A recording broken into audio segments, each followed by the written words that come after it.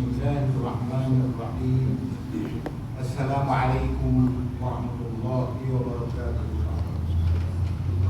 Alhamdulillah, wassalatu wassalamu ala rasulillah wa ya'hu wa wala.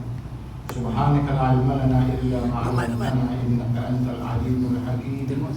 Rabbi shrah li sadri wa yassir li amri wa hlul 'uqdatam min lisani yafqahu qawli. Subhanaka la ilma lana illa ma 'allamtana innaka antal alimul hakim. Amma ba'd. Para hadirin rahmatullah sekalian, marilah kita panjatkan syukuran kepada Allah Subhanahu wa taala yang membenarkan kita hidup di atas muka buminya.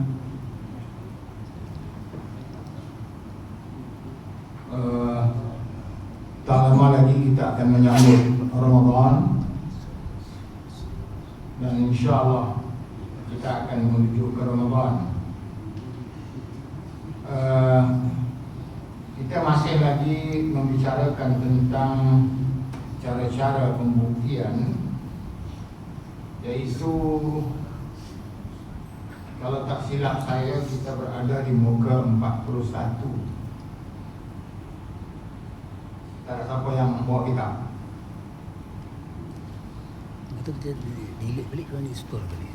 Oh, betul tu. Betul tak? Macam mana nak start boleh? Berapa? 22 saja. Store. 22.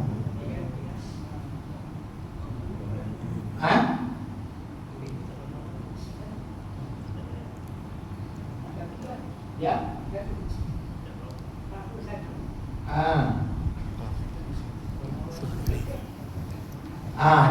Ada perkataan justru. Ada. Di mana? 41 paragraf yang kedua. Baik. Ini membicarakan tentang kuasa hakim dalam menilai pengakuan. Disebut di sini, justru hakim hendaklah mendapatkan gambaran hakikat sebenar kes atau kejadian dengan menyoal balas orang yang membuat pengakuan, sehingga dia menjelaskan hakikat perbuatan yang boleh dihukum mengikut peruntukan yang dibuat oleh syara. Sebagai contoh, dalam kes zina misalnya, orang yang membuat pengakuan hendaklah dengan jelas menerangkan berlakunya kemasukan, yaitu penetration, idkhal, zakar ke dalam farad, seperti yang dijelaskan oleh Ma'is apabila disoal balas oleh Rasulullah SAW. Ma'is ini telah melakukan perzinaan dan dia ditanya oleh Rasulullah, maka dia pun menjelaskan apa yang berlaku dan menginginkan kepastian dengan sabdanya dalam sebuah hadis sahih daripada Ibn Abbas radhiyallahu anhu. Apa Nabi kata? La'allaka khabirta atau ghamasta atau nazarta. Mungkin kamu hanya menciumnya sahaja, mungkin kamu hanya menyentuhnya sahaja, atau mungkin kamu hanya memandangkan sahaja. Tapi Ma'is tidak mengatakan demikian. Jadi Ma'is kata, aku telah melakukan perzinaan. Di mana orang dulu walaupun melakukan kesalahan besar, tapi dia sanggup mengaku. Dia sanggup mengaku. Dia takut menerima azab dari Allah Subhanahu wa taala kalau tidak mengaku. Tapi sekarang ini kalau jadi satu kejadian, mungkin kalau boleh berpuluh-puluh peluang akan diambil untuk membela diri. Itu perbezaan orang dulu dan orang sekarang. Hakim juga boleh menyelidik keadaan fizikal dan jiwa orang yang buat pengakuan semasa pengakuan dibuat, yang dapat membantunya menerangkan hakikat sebenar penghakiman. Ini kerana dikhawatiri semasa membuat pengakuan tertuduh mungkin berada dalam keadaan gila, mabuk, tertekan dan sebenarnya. Dan kejadian yang berlaku baru pagi kemarin, seorang ibu telah ditikam mati oleh anaknya sendiri. Anak dia itu mungkin di bawah pengaruh dadah dan sebagainya. Dia telah menikam anaknya. Bukan jauh pun, di Tanjung Berdara ni. Di Tanjung Berdara. Kadang-kadang pengakuan dibuat oleh seorang masih boleh dipertikaikan, seperti yang berlaku apabila Sayyidina Umar Ibn Khattab didatangi seorang wanita yang mengaku bahawa dia berzina. Dia mengaku dia berzina dan meminta dirinya dihukum. Namun begitu, setelah menyoal balas, didapati wanita tersebut telah menyerahkan dirinya kepada seorang lelaki dalam keadaan terpaksa. Apa dia yang terpaksa itu? Kerana dia telah meminta kepada lelaki tersebut untuk meminum air. Tengah padang pasir ini, tersebut dia minta minum air. Namun lelaki tersebut tidak memberikannya air, melainkan setelah dia menyerahkan tubuhnya. Ini sama ada dengan kes ketika Sayyidina Ali Ibn Abi Talib didatangi oleh seorang lelaki yang memegang sebilah pisau yang berlumuran darah dan terus membuat pengakuan bahawa dia telah membunuh seseorang. Tapi Ali tidak segera menghukumnya, sebaliknya menyoal balas sehingga pada akhirnya ketaralah yang dia bukan pembunuh yang sebenar. Tengok,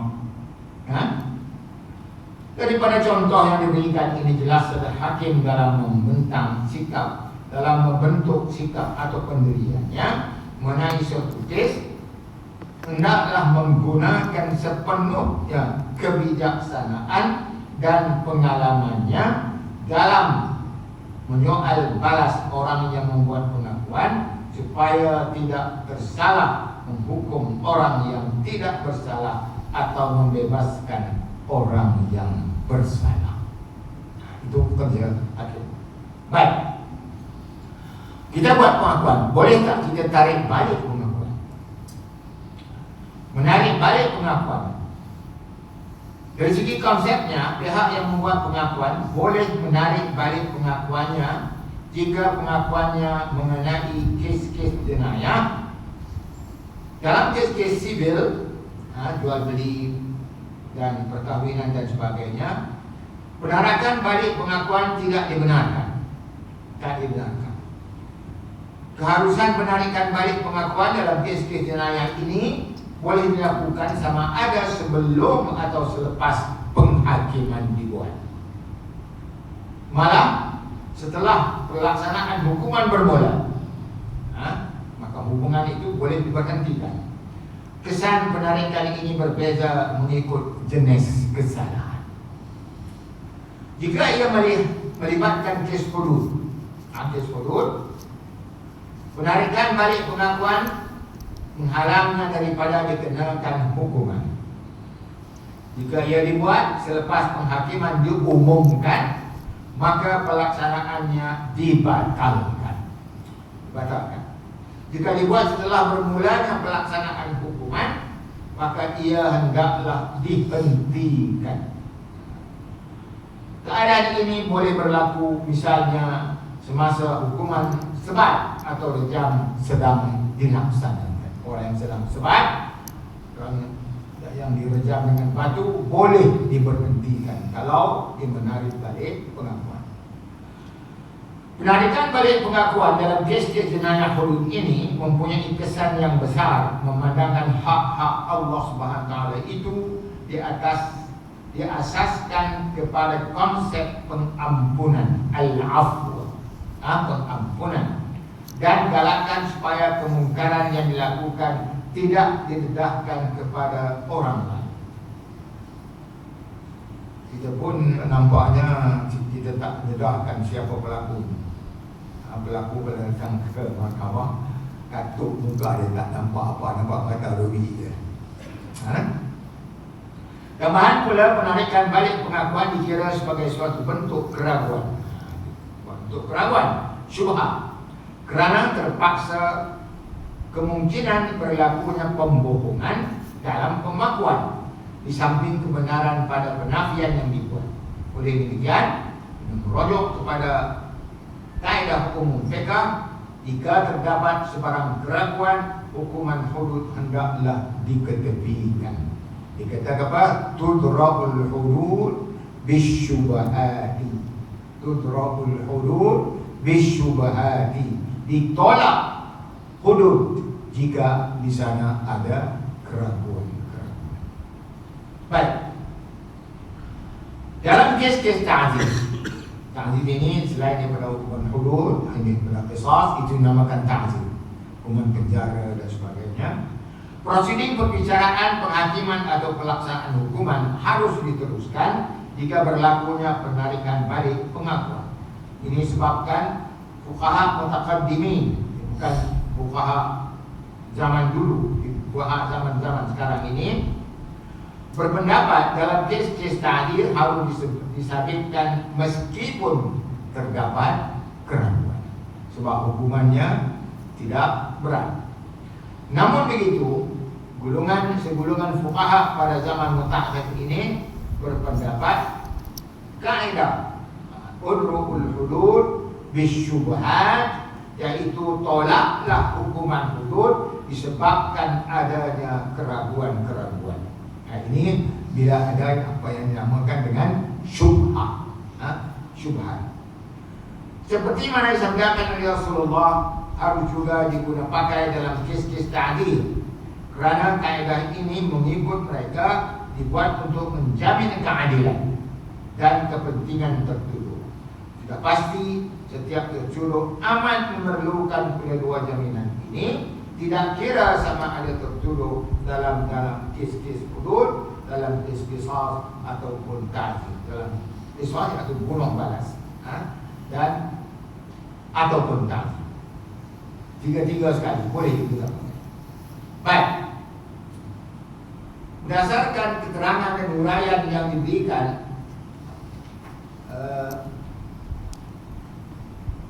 jelaslah menunjukkan bahawa pengakuan itu ikrar atau pengakuan merupakan kaedah pembuktian terpenting dalam berbicara. Jika tertuduh membuat pengakuan bersalah dengan penuh kerelaan terhadap tuduhan yang dikenakan ke atasnya, dan setelah mahkamah memastikan kebenaran dan kesahihan pengakuan tersebut, maka mahkamah tidak memerlukan bukti-bukti lain, cukup dengan pengakuan. Dengan itu hukuman bolehlah dikenakan ke atasnya. Inilah yang berlaku dalam kes-kes Ma'iz dan Hamidiyah, seperti mana dirakamkan dalam sejarah peradilan Islam. Mereka ini telah berzina dan mengaku membuat pengakuan. Baik. Namun begitu, jika dirujuk kepada apa yang berlaku dewasa ini, yang ketara setiap tertuduh akan cuba menafikan tuduhan yang dikenakan ke atasnya. Semua kita tengok orang dibawa kesnya di mahkamah, rasuah ke apa, semuanya tidak benar salah.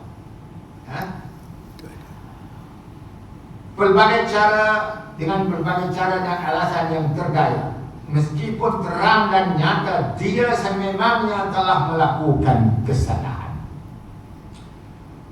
Usaha ini kadang-kala dibantu oleh kecekapan peguam dalam memutarbelitkan hakikat dan fakta sehingga tertuduh terlepas daripada hukuman. Baik. Kerana ini berlaku disebabkan pasal perkara ini berlaku Karena ini berlaku sebabkan pudarnya kepercayaan kepada Allah, tidak kuat, kurangnya keyakinan kepada balasan akhirat, surga atau neraka, dan terhakisnya keyakinan terhadap upaya hukum syara dalam memenuhi lakuna undang-undang ciptaan manusia. Itu lakuna makna kekosongan yang berlaku dalam undang-undang ciptaan manusia.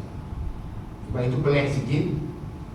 Misalnya dalam LGBT, kalau dilakukan secara antara dua pihak dan kedua pihak itu rela, maka kes itu tidak akan dibawa ke mahkamah. Ini yang berlaku dalam kes yang berlaku di Kuala Lumpur. Akhirnya didapati pengakuan tidak lagi berperanan sebagai kaedah dan saluran pembuktian yang utama dalam prosedur perbicaraan masa kini seperti yang berlaku dalam sejarah pengadilan Islam pada zaman keagungannya. Pada zaman keagungan. Baik, habis cerita tentang pengakuan. Kita masuk sekarang kesaksian. Dalam konteks pembuktian, kesaksian yang dipanggil saksian itu namanya asyhadah. Sebab itu kita mengucap ini dinamakan kesaksian. Asyhadu. Asyhadu merupakan kaedah atau bukti yang penting untuk mendedahkan hakikat sebenar sesuatu perkara atau keyakinan, meskipun dari segi kesannya kepada mahkamah dalam membentuk pendiriannya mengenai kes yang dibicarakan berada pada tempat kedua selepas pengakuan. Selepas iqrar, pengakuan, maka syahadah mengambil tempat kedua. Namun begitu, kadang-kadang kesaksian para saksi merupakan bukti tunggal. Bukti tunggal. Orang itu tak mengaku, tapi ada kesaksian mengenai suatu dakwaan yang secara langsung berperanan besar dalam membantu mahkamah menentukan hukuman yang setimpal. Baik. Justru Islam memberi peranan yang besar dan luas kepada kesaksian sebagai bukti, khususnya kesaksian dua orang saksi. Saksi mesti ada dua, sama ada dalam kes-kes sivil maupun kes-kes jenayah. Maka dalam jenayah zina mesti ada 4 orang saksi. Kalau dalam kes-kes lain 2 orang saksi dah cukup. Baik. Definisi kesaksian. Kesaksian diberi definisi yang berbagai oleh para fuqaha seperti berikut. Fuqaha mazhab Hanafi mendefinisikannya sebagai pemberitahuan yang benar dalam majlis kehakiman dengan lafaz kesaksian, yaitu aku bersaksi. Fuqaha mazhab Maliki menarifkannya sebagai pemberitahuan oleh saksi kepada hakim mengenai suatu yang diketahuinya untuk ditentukan hukum dengannya, yaitu apa-apa yang diketahui. Fuqaha mazhab Hambali menyatakan kesaksian itu ialah pemberitahuan dengan apa-apa yang diketahui oleh saksi dengan lafaz yang khusus. Fuqaha mazhab Syafi'i mendefinisinya sebagai pemberitahuan dengan sesuatu hak orang lain ke atas orang lain, hak orang lain ke atas orang lain dengan lafaz apa? Aku bersaksi. Aku bersaksi bahawa orang ini telah memukul orang ini. Itu dikatakan kesaksian. Baik. Jika diteliti, meskipun semua definisi yang diberikan tidak beza dari segi maksud kesaksian, definisi yang diberikan oleh fuqaha mazhab Syafi'i dilihat lebih kondusif dan menyeluruh dengan syarat ditambah 2 perkataan, yaitu seseorang dan di dalam majlis kehakiman selepas perkataan pemberitahuan. Ditambah pemberitahuan seseorang. Dengan itu kesaksian bolehlah didefinisikan sebagai pemberitahuan oleh seseorang, yaitu saksi, di dalam majlis kehakiman mengenai satu hak orang lain ke atas orang lain dengan lafaz aku bersaksi. Dengan privasi ini juga akan jelaslah perbezaan antara kesaksian dan pengakuan yang merupakan pemberitahuan tentang sabitnya suatu hak bagi orang lain ke atas dirinya, yaitu ke atas pembuat akuan. Baik. Apa dalil disyariatkan kesaksian? Dalil Al-Quran. Saksian disyariatkan sebagai salah satu kaidah pembuktian berdasarkan dalil-dalil daripada Al-Quran, dalil daripada Sunnah, yaitu hadis, dan dalil daripada ijma', yaitu persepakatan para mujtahidin mengenai suatu perkara. Itu dinamakan ijma'.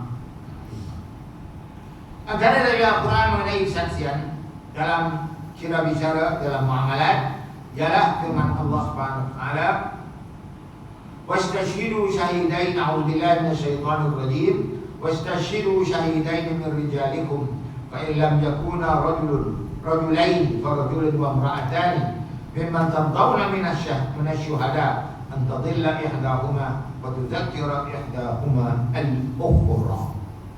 Coba tengok Dan hendaklah kamu mengadakan 2 orang saksi lelaki di kalangan kamu. Kemudian jika tidak ada saksi 2 lelaki, maka bolehlah seorang lelaki dan 2 orang perempuan. Seorang lelaki dan 2 orang perempuan. Daripada orang-orang yang kamu setuju menjadi saksi. Supaya jika seorang yang lupa dari saksi-saksi perempuan yang berdua itu, maka dapatlah diingatkan oleh seorang lelaki. Kalau orang perempuan ni, kalau dia lupa, maka dia boleh dibantu oleh saksi seorang lagi. Sebab tu diminta mesti 2 perempuan. Mengenai kesaksian terhadap talak, Allah Subhanahu wa taala berfirman, "A'udzu billahi minasyaitonir rajim. فَإِذَا بَلَغْنَا أَجَلُهُنَّ فَامْسِكُوهُنَّ بِمَعْرُوفٍ أَوْ فَرِّقُوهُنَّ بِمَعْرُوفٍ وَاشْهِدُوا ذَوَيْ عَدْلٍ مِنْكُمْ وَأَقِيمُوا الشَّهَادَةَ لِلَّهِ." Kemudian apabila mereka hampir habis tempoh iddahnya, orang cerai, maka bolehlah kamu pegang mereka, yaitu rojong, dengan cara yang baik, atau lepaskan mereka dengan cara yang baik, rojong ataupun lepas. Itu pilihan. Dan adakanlah 2 orang saksi yang adil antara kamu semasa kamu merojok atau melepaskannya, dan hendaklah kamu yang menjadi saksi menyempurnakan persaksian itu kerana Allah semata-mata, bukan kerana lain.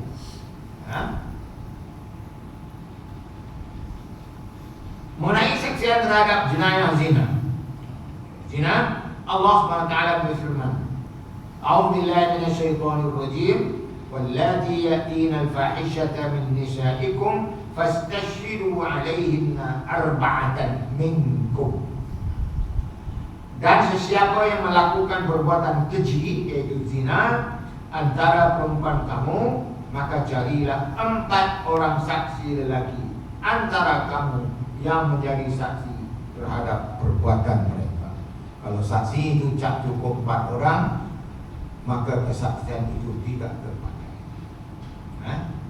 3 orang saja tak terpakai, mesti 4 orang lelaki.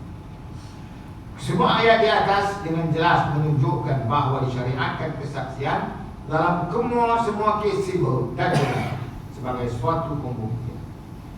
Dalil daripada sunnah pula ialah sabda Rasulullah SAW dalam sebuah hadis sahih kepada Ash'as ibn Qais radhiyallahu anhu. Apa dia kata pada Ash'as? Qala al-Ash'as, kana baini wa baina rajulin khusuma fi baitin fakhtasamna ila Rasulillah sallallahu alaihi wasallam. Faqala shahidaka aw yamin. فقلت إني إذا يحلف ولا يبالي. فقال من حلف على يمين يقتطع بها مال امرئ مسلم وهو فيها فاجر لقي الله وهو عليه غضبان. Apa maksudnya? Berkata Al-Ash, berlaku antaraku dengan seorang lelaki suatu pertikaian. Dan mengenai apa? Mengenai sebuah perigi. Perigi adalah satu benda yang penting di negara-negara Arab, kerana di sana tidak ada perigi yang banyak. Maka kami berdua membuat aduan kepada Rasulullah SAW. Maka Rasulullah bersabda kepadaku, hendaklah kamu bawa 2 orang saksi atau dia lelaki itu bersumpah. Dengan bawa saksi 2 orang atau bersumpah. Aku berkata, oleh itu sekarang ini dia akan bersumpah, sedangkan dia tidak peduli apakah akibat sumpahnya.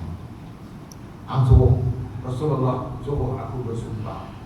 Aku boleh bersumpah, tetapi orang itu dia boleh bersumpah, tapi dia tidak peduli apakah akibat dia bersumpah. Sabda baginda, sesiapa yang bersumpah dengan tujuan untuk mengambil harta seseorang muslim, sedangkan dia tidak jujur dengan sumpahnya, nescaya dia akan bertemu Allah Subhanahu wa taala, itu dia mati dalam keadaan Allah Subhanahu wa taala murka kepadanya.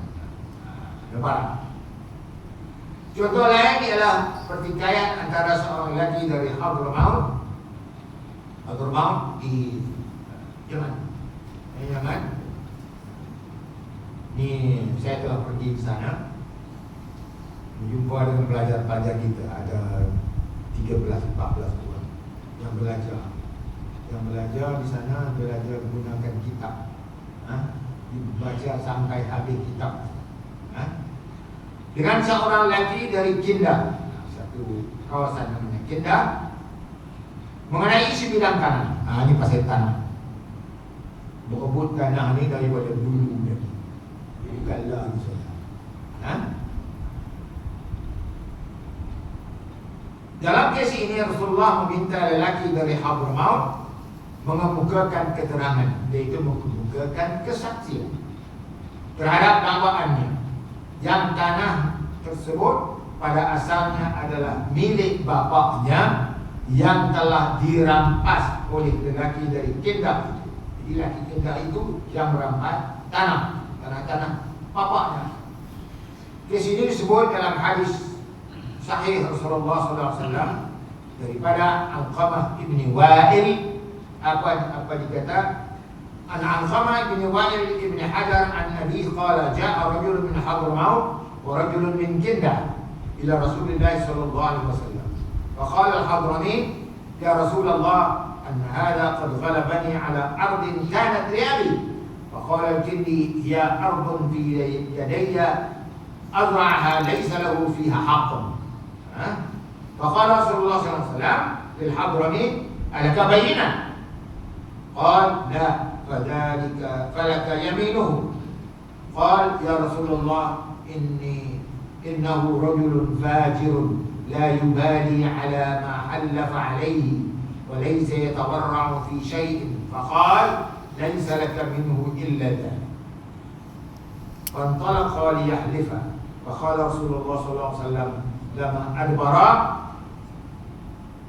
أما لئن حلف على ماله ليأكلنه ظلما ليلقين الله وهو عنه معرض. Tengok apa dia. Dan Alqamah ibn Wa'il ibn Hajar dari bapaknya ada berkata, telah datang kepada Rasulullah SAW seorang lelaki dari Hadramaut dan seorang lelaki dari Kinda.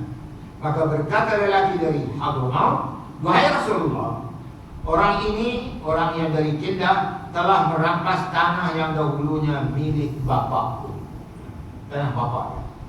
Berkata pula lelaki dari Kinda, tidak, ia adalah tanahku yang berada dalam milikku dan aku mengerjakannya, bercucuk tanam di atasnya, dan dia tidak mempunyai hak ke atasnya. Baik. Rasulullah SAW bertanya kepada lelaki Hadramawt, adakah kamu mempunyai keterangan? Ada keterangan tak? Kalau sekarang ini ada tidak? Apa dia? Grant tanah. Jawabnya tak ada. Sabda Rasulullah SAW lagi, kamu hendaklah memintanya bersumpah.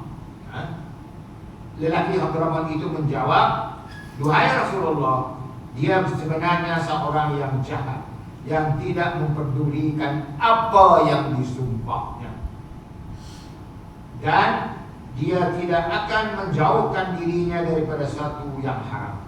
Maka Rasulullah bersabda, kamu tidak ada cara lain melainkan itu, mintanya bersumpah. Maka lelaki itu pun terus bersumpah. Sabda Rasulullah SAW, setelah lelaki itu berlalu pergi, apa Rasulullah kata? Sesungguhnya jika dia bersumpah ke atas suatu harta supaya dia dapat memakannya secara haram, nescaya dia akan bertemu Allah Subhanahu wa taala, itu dia mati dalam keadaan dia ditolak oleh Allah Subhanahu wa taala. Baiklah, kita jangan buat kesalahan seperti itu. Rasulullah SAW juga telah bersabda kepada Ibn Abbas radhiyallahu anhu dalam sebuah hadis sahih mengenai cara kesaksian dibuat dengan sabda, ya Ibn Abbas, فلا تشهد إلا على أمر يضيء لك كضياء هذا الشمس. وأومئ رسول الله صلى الله عليه وسلم يد بيده إلى الشمس. Tengok apa Rasulullah kata, duhai Ibn Abbas, janganlah kamu membuat kesaksian ke atas sesuatu melainkan jika ianya terang dan jelas seperti cahaya matahari. Ya, sampai itu. Sebab itu ditunjukkan sambil Rasulullah SAW menuding jarinya ke matahari. Dalam hadis pertama Rasulullah SAW meminta Al-Ash'as mengumpulkan dua orang saksi terhadap dakwaannya, dan begitu juga dalam hadis kedua, yaitu baginda meminta lelaki dari Hadramawt mengemukakan saksi terhadap dakwaannya ke atas lelaki dari Kindah. Dalam hadis ketiga pula Rasulullah menerangkan cara bagaimana kesaksian harus dibuat kepada Ibn Abbas. Justru semua hadis-hadis ini menjadi bukti tentang pencarian kesaksian sebagai suatu kaidah pembukti. Baik. Selain dari gaya-gaya di atas, fuqaha juga telah bersepakat dinamakan dengan ijma', yaitu persepakatan para mujtahidin semasa. Kalau ulama semua bersepakat. Sejak dari zaman Rasulullah SAW hinggalah dewasa ini, bahwa persyariatan kesaksian ialah hujjah syar'iyyah, hujjah dari syara' serta kaedah pembuktian tanpa sebarang pihak yang menyanggahinya, yang menolaknya. Baik. Kesaksian terbagi kepada beberapa jenis. Jenis-jenis kesaksian. Berdasarkan definisi yang diberikan di atas, jelaslah bahawa yang dimaksudkan dengan kesaksian ini itu pada asalnya ialah pemberitahuan yang dibuat oleh saksi secara lisan di hadapan hakim mengenai suatu perkara atau kejadian yang dilihat dengan matanya atau didengar dengan telinganya. Namun begitu, dalam beberapa keadaan kesaksian mengambil bentuk tertentu seperti berikut. Pada bentuk lain juga. Kesaksian atas kesaksian. Pada kesaksian atas kesaksian. Asy-syahadah 'ala syahadah. Ia merupakan kesaksian terhadap sesuatu yang didengar daripada orang lain yang diistilahkan sebagai asy-syahadah as-sima'iyyah. Syahadat yang didengar daripada orang lain. Kita berkata, aku tak tahu, tapi ada orang kata macam ni. Kita dengar daripada orang lain. Kesaksian ini boleh berlaku apabila saksi membuat kesaksian yang dia ada mendengar sesuatu perkara atau kejadian daripada orang lain. Justru ia tergolong dalam kesaksian secara tidak langsung kerana saksi tidak melihat sendiri suatu perkara atau kejadian itu. Sebaliknya, sekadar memindahkan maklumat kepada hakim mengenai sesuatu perkara atau kejadian yang disaksikan oleh orang lain. Dia hanya bagi tahu apa yang tengok, apa yang dilihat. Mengenai penggunaan para fuqaha berselisih pendapat seperti itu.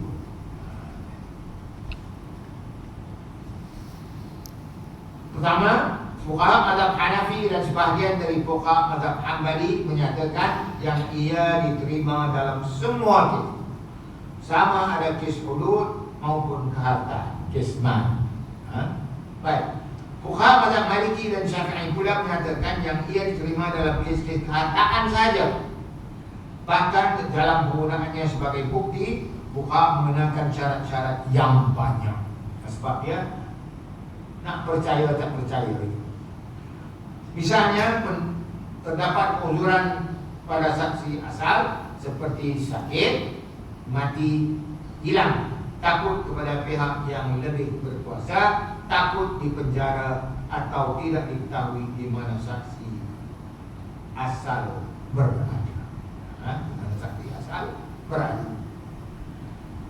Kemudian kesaksian dengan percakapan atau sesuatu yang menjadi buah mulut orang.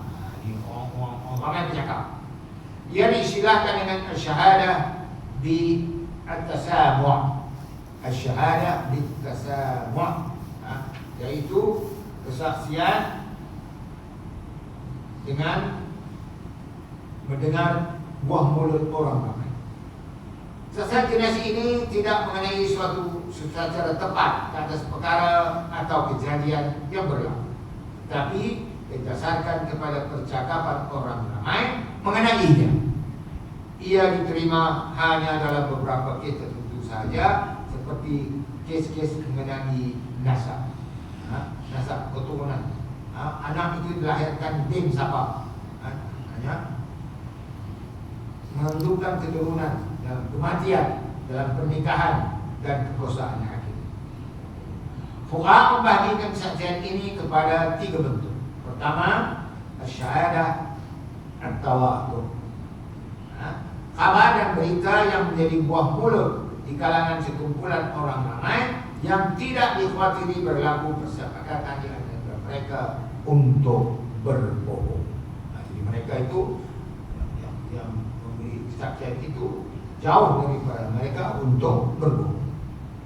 Sehubungan dengan ini, Ibnu Qayyim al-Jauziyah membuat perakuan bahawa apabila keterangan dan maklumat mengenai suatu itu dijelaskan dengan sempurna kepada hakim, serta kabar dan berita tentangnya tersebar luas sehingga hakim dan orang lain mengetahui tentangnya, maka hakim hendaklah menjatuhkan hukuman berdasarkan kabar dan berita yang tersebar luas itu.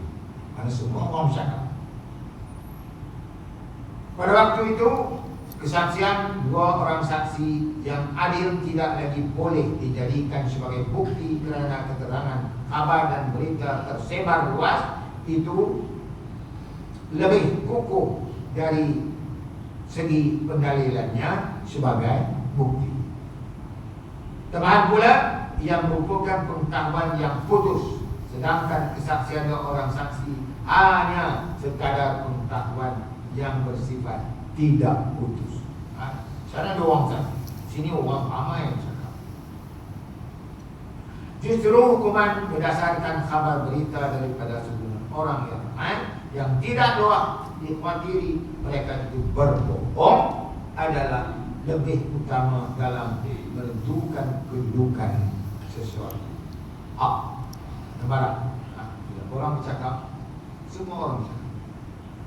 Kemudian syahadah al-istifadah, kabar dan berita yang sama seperti di atas, tetapi tidak sampai ke tahap tidak dikhawatiri berlakunya pembohongan terhadap fuqaha bersepakat bahawa kesaksian sebegini boleh dijadikan bukti dalam kes-kes nasab. Dalam kes nasab. keturunan, menentukan keturunan dan kelahiran. Namun mereka berselisih pendapat mengenai kes-kes yang lain. Saya misalnya orang bercakap ramai, dia itu anak orang ini. Itu. Baik. Khabar al-wahid. Ini satu itu. Kabar dan berita yang disampaikan kepada hakim oleh seorang mengenai sesuatu kejadian. Jadi ramai. Ini seorang saja. Pada hakikatnya ia bukan kesaksian, tetapi hanya sekadar suatu berita yang mungkin bukan berkaitan dengan perkara yang menjadi subjek pembuktian. Ibn Qayyim al-Jauziyah menerimanya sebagai satu cara pembuktian dan suatu bentuk kesaksian dengan syarat bahwa berita itu boleh dipercaya dan adil. Adil dalam konteks kesaksian ini yaitu dia tidak melakukan dosa besar dan tidak sentiasa melakukan dosa-dosa kecil. Itu adil. Kedudukannya tidak berubah. Kedudukannya tidak berubah sebagai bukti, meskipun pembawa berita tidak menggunakan ungkapan dia bersaksi, tetapi cukup sekadar menyatakan bahawa dia melihat atau mendengar. Ini kerana tidak terdapat satu pun ayat Al-Quran atau Sunnah yang menentukan bahawa ungkapan kesaksian mesti digunakan. Yang ketiga, kesaksian melalui makluman orang awam mengenai sesuatu yang diistilahkan sebagai asy-syahadah bisyuhrah al-'ammah. Asy-syahadah bisyuhrah al-'ammah. Maklumat yang perolehi didokumentasikan oleh pegawai dan setelah itu diguna pakai sebagai bukti. Sebahagian dari fuqaha menggunakan pakainya sebagai bukti. Misalnya Ibnu Qudamah menyatakan bahawa jika ada orang saksi yang adil membuat kesaksian seorang yang mati telah meninggalkan hartanya kepada dua orang waris. Ini susah sikit. Bila orang mati meninggalkan harta kepada dua orang waris, kita beri harta itu pada orang lain dan tidak diketahui terdapat waris-waris lain. Selain mereka berdua orang sahaja. Kesaksian ini diterima menurutnya lagi, ia juga merupakan pandangan Imam Abu Hanifah dan Syafi'i. Mazhab Abu Hanifah, mazhab Hanafi dan mazhab Syafi'i.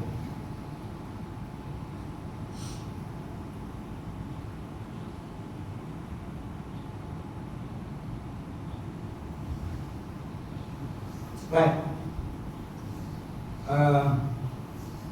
Kita berhenti dekat situ sebab syarat-syarat kesaksian ini panjang, dia punya uraian panjang.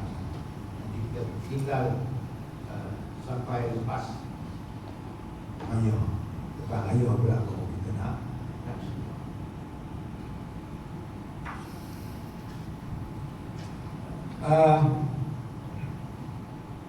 Saya minta maaf kerana saya ada membawa sedikit buku kecil yang dinamakan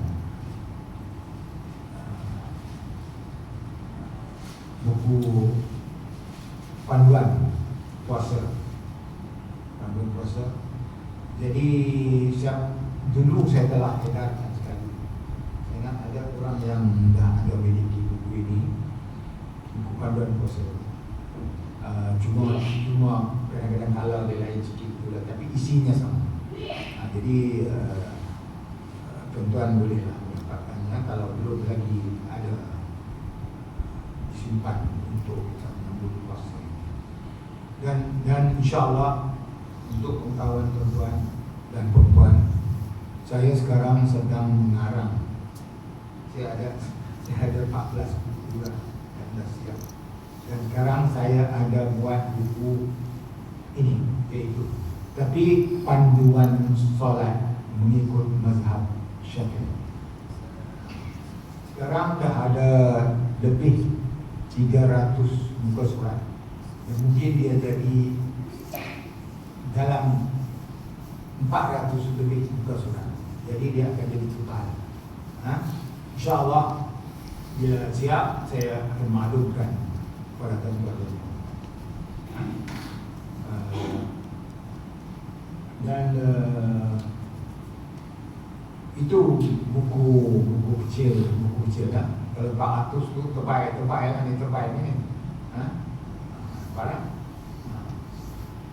InsyaAllah akan siap. Kalau mungkin dalam bulan puasa atau dalam bulan Ramadan. A'udzubillahi minasyaitonir rajim. Bismillahirrahmanirrahim. Alhamdulillahirabbil alamin. Wassalatu wassalamu ala sayyidil mursalin wa ala alihi wa sahbihi ajma'in. Allahumma ij'al jam'ana jam'an marhuma wa tafarruqana min ba'dihi tafarruqan ma'suma. Allahumma la tada' lana fi maqamina hadha dhanban illa ghafarta wa la hamman illa farajta wa la dina إلا قضيته ولا مريضا إلا شفيته ولا ميتا إلا رحمته ولا حاجة من حوائج الدنيا والآخرة إلا قضيتها ويسرتها يا رب العالمين. ربنا لا تزغ قلوبنا بعد إذ هديتنا وهب لنا من لدنك رحمة وهيئ لنا من أمرنا رشدا. ربنا آتنا في الدنيا حسنة وفي الآخرة حسنة وقنا عذاب النار وقنا عذاب النار وقنا عذاب النار. آمين. وصلى الله وسلم على سيدنا محمد وعلى آله وصحبه آمين. والحمد لله رب العالمين. Sekian. Assalamualaikum warahmatullahi wabarakatuh.